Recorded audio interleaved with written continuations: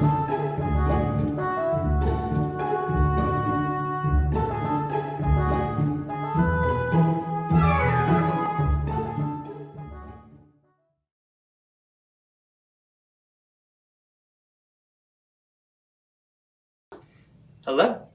and welcome to the Bartow Pell Mansion Museum virtual tour.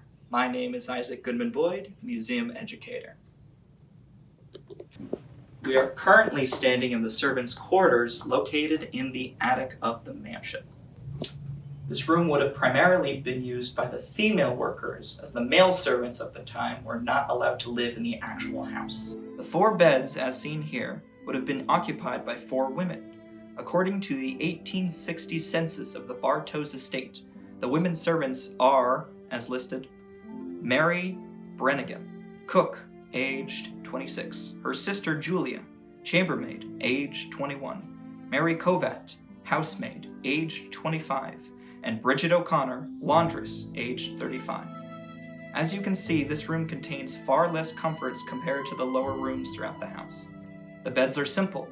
There is no rug to speak of, and there is no privacy here. With no walls, these women had to sleep together, eat together, and spend any little free time they were given here with each other. Please note that even this level of comfort was not always typical, according to Margaret Lynch Brennan's book, The Irish Bridget. For most employers, once they were hired, where the servants slept was an afterthought. It was not unusual for servants to sleep on the kitchen floor once the master's family retired for the night. A damp basement or a drafty attic, the temperature of each subject to the whims of the weather, are dismal alternatives for the servant class.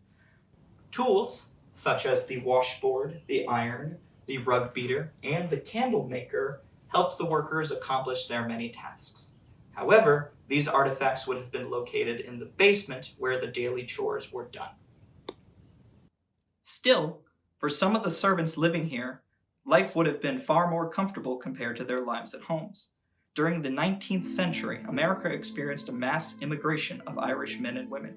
To put those numbers in a local perspective, from 1830 to 1845, the Irish population of Albany rose from 8% to 40%. The reason for these high numbers is due to the limited economic opportunity in Ireland. The potato famine lasted through the years of 1830 through 1845, forcing families of all ages to leave their homeland due to the unmitigated poverty and starvation. Some of these servants were Irish immigrants themselves, searching for a fresh start in America. However, even here, these young women were very much tied to their families back home.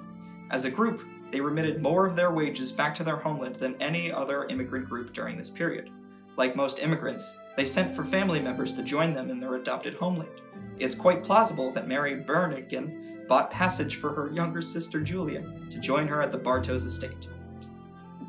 Their hours of work were long, most of them working from sunrise to sunset, with full days averaging 11 to 12 hours.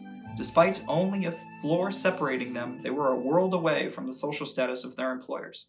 Poor and generally illiterate, they were regarded in the pop culture of the period as dull-witted, untrustworthy, and lazy.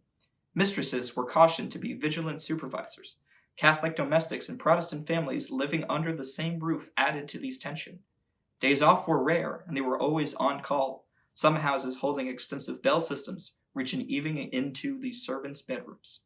While records of these workers are harder to come by when compared to other members of the mansion, there is no doubt they were real human beings. They slept, ate, worked, and learned just as we do today. They overcame many hardships and difficulties thrown at them the best they could. It was a hard life, but one they fought for, and the more we learn about them, the realer they become. Thank you for visiting the servants' quarters at Bartow Pell.